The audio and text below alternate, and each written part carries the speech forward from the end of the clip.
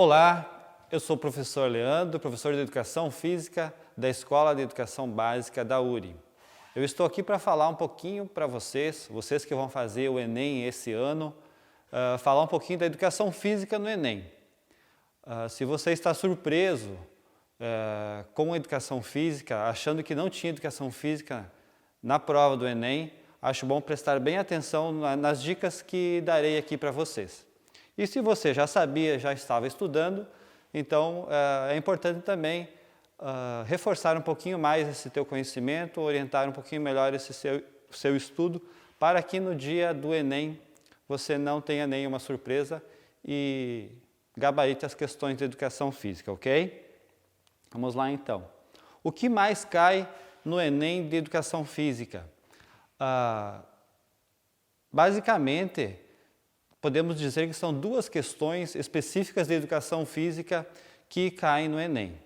Alguns professores às vezes dizem que são mais, ou 5, ou 6, ou 7.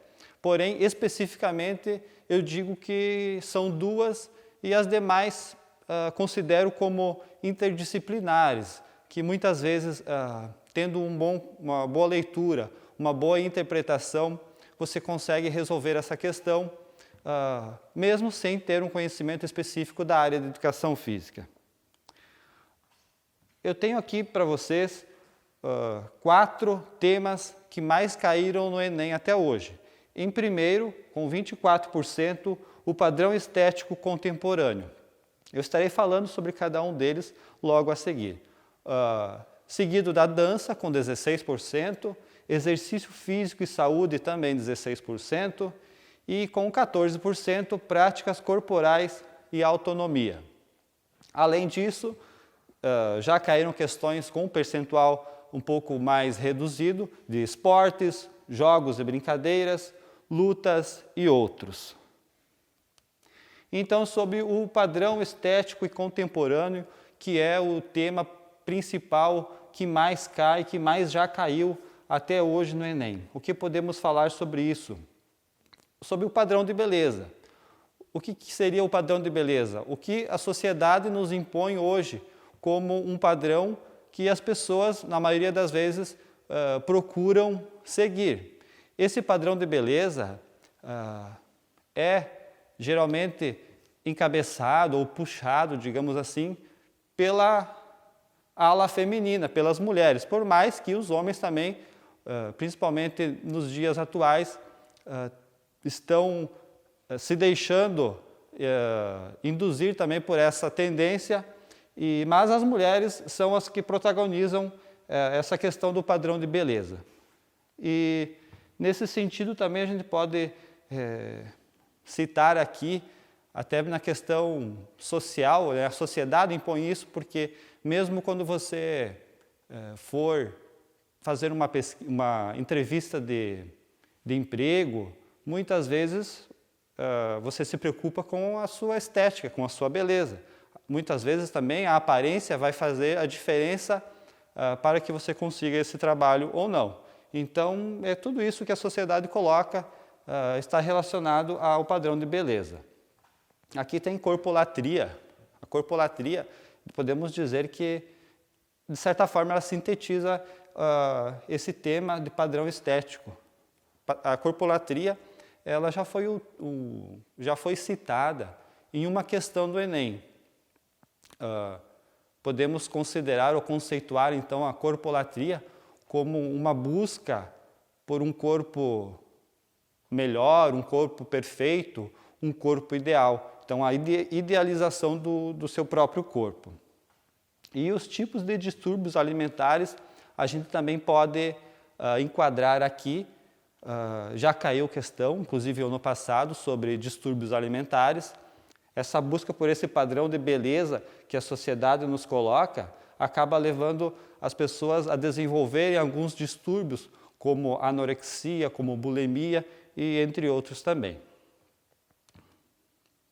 Sobre a dança, ao falarmos de dança, automaticamente a gente já fala sobre a música. Uma complementa a outra. Então, ao falarmos de dança, também podemos nos deparar nas questões do Enem alguma coisa relacionada à música também.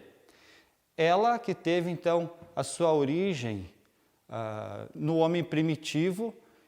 Então, naquele tempo, a dança era utilizada como uma forma de expressão religiosa, que posteriormente, então, já na Idade Média, a própria religião acabou a proibindo, sendo permitida apenas para um grupo de nobres. Então, a sociedade, de modo geral, ela esteve proibida da dança. E numa sequência cronológica aqui, podemos dizer, então, posterior a isso, surge então o balé, com grande força, devido a toda a sua expressão corporal, a sua elasticidade, enfim, o balé surgiu. E também vem na sequência as danças folclóricas, o folclore, as danças que falam um pouquinho da nossa história e, de certa forma, também elas falam um pouquinho de cada um de nós, porque cada um tem a sua origem, tem as suas culturas. Aqui no Brasil mesmo a gente vê muitas diferenças no Rio Grande do Sul com os estados do Sul ou os estados do Nordeste. Elas têm características diferentes, têm culturas diferentes, assim como os diferentes países têm as suas culturas, têm um folclore diferente. Então é interessante a gente talvez saber um pouquinho sobre essas diferenças culturais, principalmente aqui nas diferentes regiões do Brasil. E também as danças de salão e dança de rua. Por falar em dança de rua, já teve questões também que caíram no Enem que falavam sobre o hip hop, o funk. Então é interessante também saber um pouquinho mais dessas danças mais recentes, mais atuais. Exercício físico e saúde. A gente pode ver nessas duas imagens que são diferentes, porém podemos dizer que as duas representam exercícios físicos e talvez também relacionados à saúde. Talvez porque não significa que nas duas imagens tenhamos saúde. Podemos ver que nessa imagem aqui, as pessoas realizando uma atividade física, um exercício físico, procurando uma melhora cardiorrespiratória, beneficiando o seu coração, que o coração funcione, trabalhe de forma melhor, seja menos exigido no nosso dia a dia, que os pulmões também trabalhem de forma melhor. Então, buscando um exercício físico e melhorando a saúde de forma geral. Nessa outra imagem, o bodybuilder, que também é o sinônimo do fisiculturismo, ok? Geralmente, os fisiculturistas, eles têm uma orientação nutricional, orientação médica. Então, por mais que estejam, para chegar a esse nível muscular, precisam anos de trabalho, anos de atividade física, mas também essa orientação de outros profissionais faz parte. O que acontece é que muitas pessoas, para chegarem a esse nível, se utilizam de outras substâncias que muitas vezes vão trazer outros problemas à saúde e não beneficiando a saúde. Então, podem chegar a um nível assim, praticando exercícios físicos, porém não beneficiando a saúde. Então, exercício físico e saúde nem sempre andam juntos. Práticas corporais e autonomia. Então, são fenômenos que se mostram prioritariamente ao nível corporal e que constituem-se como manifestações culturais de caráter lúdico. Então, as práticas corporais, aqui eu quero me deter um pouquinho ao que está destacado ali, ao lúdico. Talvez você, o que é lúdico? Então, podemos dizer que lúdico seria o brincar. Seria aquela atividade que geralmente, podemos dizer, as crianças, enfim, mas todos nós, quem brinca não são só as crianças, são os jovens, os adolescentes, os adultos, todo mundo brinca. Mas quando a gente fala em brincar, a gente já remete a crianças. Mas o lúdico seria o brincar, o realizar uma prática corporal sem aquele compromisso, sem aquela exigência, realizar essa prática de forma descontraída. Talvez assim, o livre, leve e solto, realizar da melhor forma possível, sem pensar na questão de competição, do ganhar, da vitória. Então, o lúdico, basicamente, a gente pode conceituar como isso. E também as expressão corporal, que aí a expressão corporal está presente também nos jogos, nas danças e nas lutas. Esportes, atividade física praticada com finalidade recreativa ou educativa, profissional ou como meio de melhorar a saúde. Então, a gente pode praticar esportes com diferentes objetivos. De uma forma recreativa, seria basicamente as pessoas que praticam o esporte de final de semana, é uma forma recreativa. Educativa é quem busca uma melhor condição corporal, mas podemos dizer que seria uma educação física na escola. O esporte de forma profissional, os atletas, os que se utilizam do esporte para ganhar a sua vida, os que têm o esporte como sua profissão. Ou como meio de melhorar a saúde, então quem busca o esporte em academias ou em caminhadas, enfim, como forma de melhorar a saúde. Com o passar do tempo, surgiram novos esportes ou mudaram as regras de alguns outros esportes. Então, conforme vai passando o tempo, as pessoas vão tendo outros interesses. Muitos esportes, às vezes, vão sendo deixados de lado e vão surgindo outros novos esportes ou mudando regras. Para ser mais claro, a gente pode observar nos últimos anos, tanto no futsal, no basquete, tivemos muitas mudanças de regras. E um esporte que teve uma mudança de regra, teve muitas mudanças, foi relacionado às lutas, o MMA. Uma vez, há muitos anos, tinha-se relacionado a lutas o boxe como o principal esporte. Mas a gente pode observar que nos últimos anos o MMA é que prevalece, o MMA é que está à frente disso.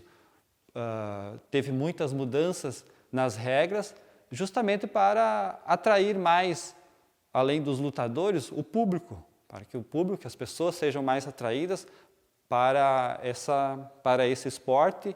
Enfim, a questão da mídia, e entra toda uma questão financeira aí nesse ponto também. Então, agora eu trago aqui para vocês duas questões que caíram no Enem, as duas questões do Enem do ano passado. A primeira delas é a seguinte: no Brasil, a disseminação de uma expectativa de corpo com base na estética da magreza é bastante grande e apresenta uma enorme repercussão, especialmente se considerada do ponto de vista da realização pessoal. Em pesquisa na cidade de São Paulo, 90% entre as mulheres se dizem preocupadas com seu peso corporal e 95% se sentem insatisfeitas com seu próprio corpo. A preocupação excessiva com o peso corporal pode provocar o desenvolvimento de distúrbios associados diretamente à imagem do corpo, tais como sedentarismo e obesidade. A gente está falando da preocupação com o peso. Aqui no início dizia com base na estética da magreza. Então, tudo está relacionado à questão do peso à pessoa magra. Então, a preocupação excessiva com o peso corporal. Então, aqui fala em sedentarismo e obesidade. Então, seria o oposto. Então, essa alternativa a gente já poderia descartar. A alternativa seguinte, ortorexia e vigorexia.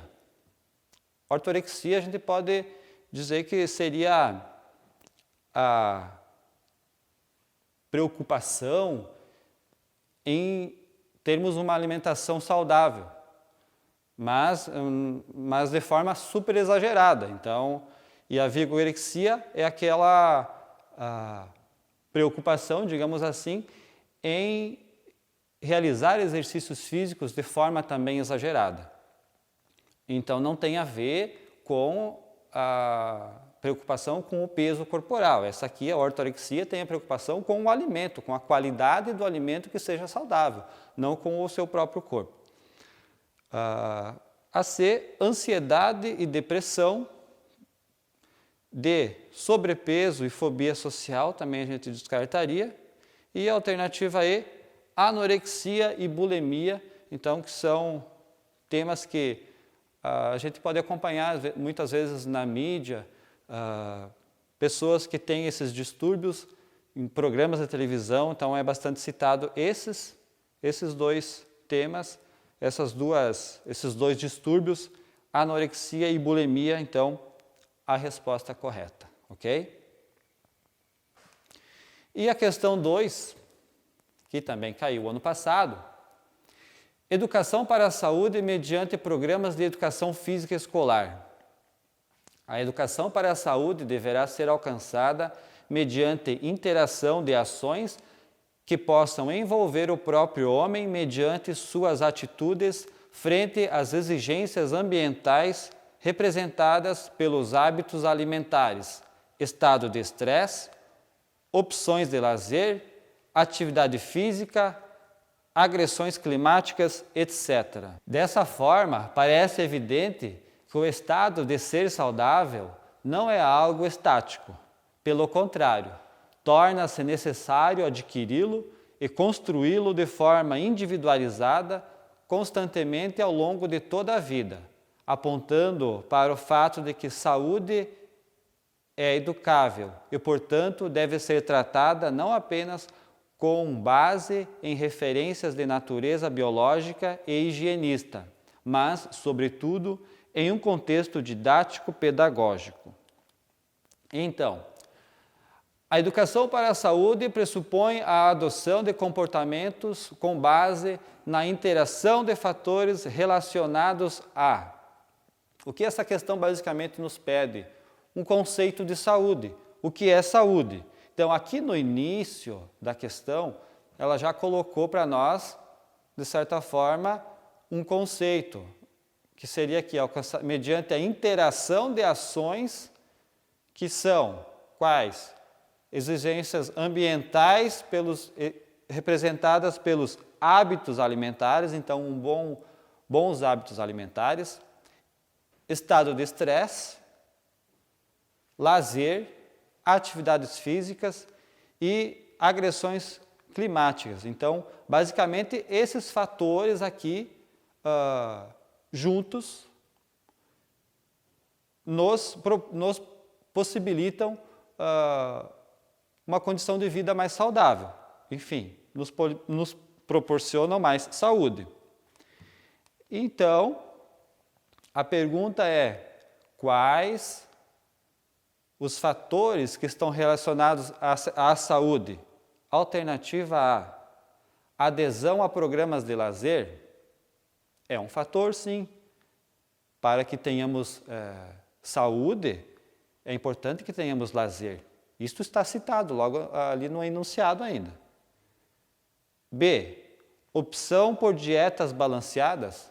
Também, para que tenhamos saúde, temos que ter uma alimentação também saudável. C, evasão de ambientes estressores. Com certeza também faz parte. Se você passa todos os seus dias ou maior parte do seu dia em um ambiente que te causa estresse, então se você fugir, se você puder não estar presente nesses ambientes ou fugir do estresse, também vai contribuir para que você tenha saúde. D, realização de atividades físicas regulares. Com certeza, se você fizer atividade física só uma vez por mês ou o atleta de final de semana, é diferente de quem faz uma atividade física de maneira regular. Então, A, B, C e D, esses 4 itens, eles são necessários para que tenhamos saúde. Então, na alternativa E, o que diz? Constituição de hábitos saudáveis. Essa alternativa, ela engloba todas as outras. Hábitos saudáveis, o hábito de lazer, o hábito de ter uma alimentação balanceada saudável, o hábito de não estar em ambientes que lhe causam estresse e o hábito de realizar atividades físicas de forma regular.